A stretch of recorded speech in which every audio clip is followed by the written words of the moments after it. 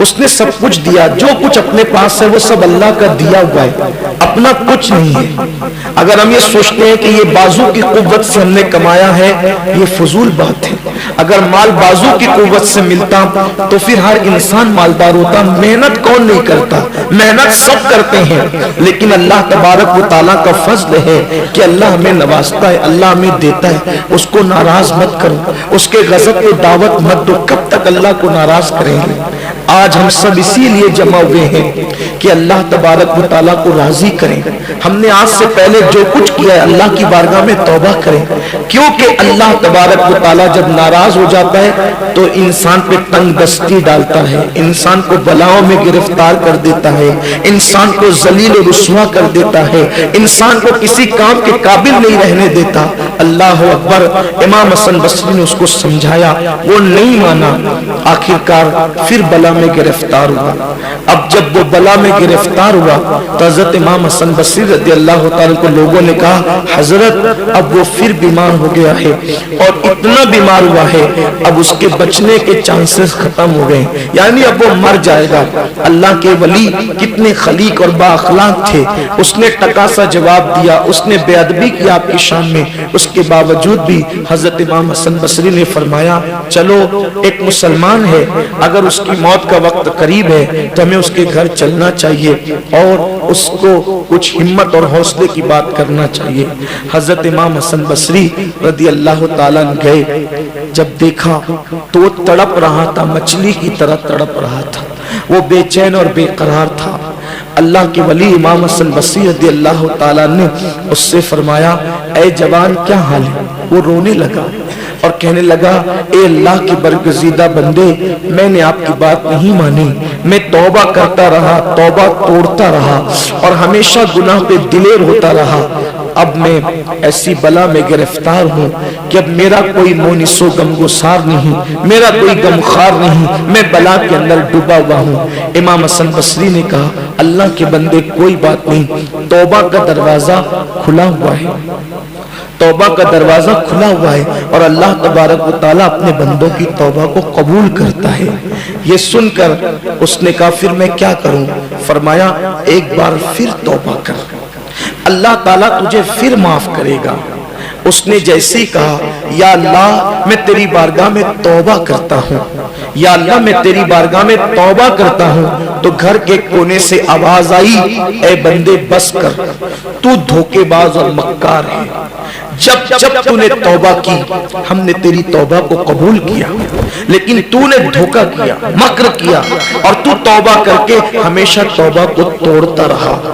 امام حسن بصری نے، سب لوگوں نے جب گھر کے کونے سے یہ آواز سنی تو امام حسن بصری نے اپنے ساتھیوں سے کہا، چلو چلو اٹھو، اب اس کا قصہ تمام ہو گیا، اب اس کی آخرت برباد ہو گئی۔ نہیں سنتے کہ گھر کے کونے سے آواز آئی کہ بندے بس کر، تو دھوکے باز ہے، اب تیری توبہ قبول نہیں ہوگی، تو دھوکے باز ہے، تجھے بخشا نہیں جائے گا۔ امام حسن بصری نے کہا، اتنا سننے کے بعد اب یہاں بیٹھ کر فائدہ کیا ہے؟ روتے ہوئے امام حسن بصری اپنے گھر کی طرف چلے گئے۔ علامہ ابن الجوزی لکھتے ہیں، امام حسن بصری اپنے گھر کی طرف گئے، اس کی ماں، بوڑھی ماں بھی رونے لگی، وہ بھی رونے لگا۔ اب کیا؟ اب تو آواز آئی قدرت کی طرف سے، غیبی آواز کہ تجھے معاف نہیں کیا جائے گا۔ مگر قربان اس جوان نے کہا اپنی ماں سے، امی حسن بصری تو چلے گئے، غیبی آواز بھی آ گئی کہ تجھے معاف نہیں کیا جائے گا، لیکن مجھے یقین ہے کہ میرا اللہ بڑا ستار و غفار ہے، میرا اللہ بڑا کریم ہے۔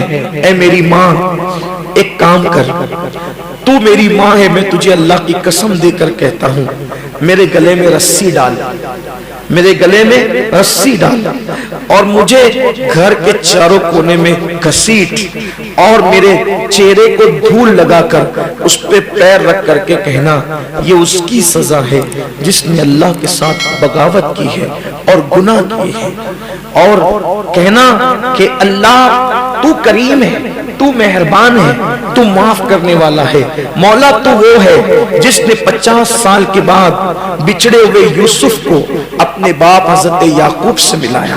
اللہ تو وہ ہے جس نے ایوب کی بیماری کو دور کر کے از سر نو تو نے اسے زندگی عطا فرمائی. اللہ تو وہ ہے جس نے یونس کو مچھلی کے پیٹ میں زندگی عطا کی, سانس دینے کا موقع دیا. اللہ تو بڑا کریم ہے, میرے بیٹے کو بخش دے, میرے بیٹے کو معاف کر دے. بس اس کا چہرہ ماں نے وہ گھسیٹا, خاک میں ڈالا اور اس کے چہرے پہ پیر رکھ کر کے اللہ کی بارگاہ میں دعا کی, اے اللہ میرا بیٹا اگرچہ گناہگار, سیاکار, بدکار ہے, لیکن آج وہ اپنے گناہوں پہ نادم اور شرمندہ ہے. تیری طرف سے آواز بھی آ چکی ہے کہ تجھے معاف نہیں کیا جائے گا, لیکن مولا تو وہ ہے کہ جس نے 50 سال کے بعد بچھڑے ہوئے یوسف کو اپنے باپ یعقوب سے ملایا. اللہ تو وہ ہے جس نے ایوب کی بیماری دور کر کے اثر نو سے زندگی عطا کی. تو وہ ہے جس نے یونس کو مچھلی کے پیٹ میں جو ہے وہ سانس لینے کی توفیق عطا فرمائی. مولا اگر تو میرے اس بچے کو بخش دے گا تو تیرا نقصان اس میں کیا ہے. یہ کہہ کر ماں بھی رونے لگی اور وہ جوان بھی رونے لگا. غیب سے آواز آئی, جا ہم نے تیرے بیٹے کو بخش دیا. اور یہ آواز صرف گھر میں نہیں آئی بلکہ حضرت سیدنا امام حسن بصری کے کانوں تک بھی پہنچی کہ اللہ تبارک و تعالیٰ نے اس کو بخش دیا اور اس کو معاف فرما دیا. میرے پیارے آقا صلی اللہ علیہ وسلم کے پیارے دیوانوں, اللہ تبارک و تعالیٰ کی رحمتوں کو بس بخشش کا بہانہ چاہیے.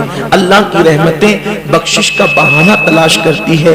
اور یہ جو آج کی رات ہے, آج کی رات تو خاص بخشش کی رات ہے, آج کی رات تو خاص مغفرت کی رات ہے.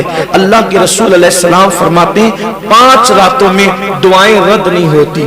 ایک رجب کی پہلی رات, دوسری شب برات, تیسری شب قدر, چوتھی عرفہ کی شب یعنی حاجی جس دن حج کے میدان میں ہونے والے ہوتے ہیں اس سے پہلے عرفہ کی شب, اور 5ویں عید الفطر کی شب. یہ 5 راتوں میں اللہ کے رسول نے ضمانت دی ہے کہ جو بھی دعا کی جاتی ہے اللہ تبارک و تعالیٰ قبول فرماتا ہے.